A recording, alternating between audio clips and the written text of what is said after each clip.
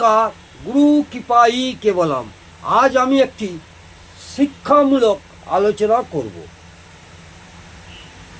জাতকের স্ত্রীর রোগ নির্ণয় কিভাবে করব।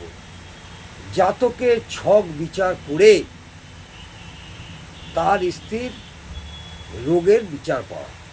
অর্থাৎ কোনো জাতক আপনার চেম্বারে এসে বলল, স্যার আমার ছক দেখে বলুন তো আমার স্ত্রীর রোগ আছে কি নেই।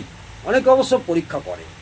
সেই ক্ষেত্রে আপনি সেই জাতকের প্রথমে কি করবেন, আমরা সাধারণত প্রত্যেকেই জানি লগ্ন সাপেক্ষে সপ্তম ভাব থেকে তার পত্নী বা স্ত্রীর বিচার করা হয়।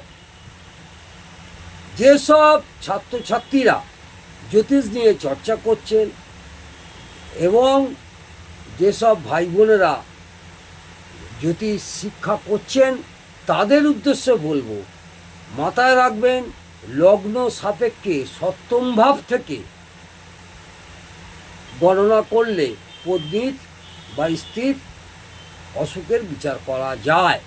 এই সপ্তম ভাবকে আমরা কি করব, 1 নম্বর ঘর ধরব। সেখান থেকে গণনা করে দেখবেন কোথায় ষষ্ঠ ঘর হচ্ছে।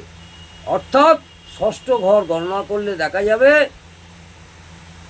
দ্বাদশ ভাব বা ব্যয় ভাব।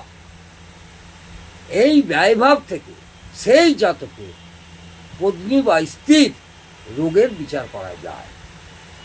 এবারে সেই দ্বাদশ ভাবে কোনো গ্রহ পাপীড়িত হয়ে আছে না শুভ গ্রহ আছে, সেইটা আপনাকে বিশ্লেষণ করে আপনি সেই জাতককে তার স্ত্রীর রোগের নির্ণয় করতে পারবেন। এইভাবে সঠিকভাবে বিচার করলে আশা করব শুভ ফল পাওয়া যাবে। নমস্কার।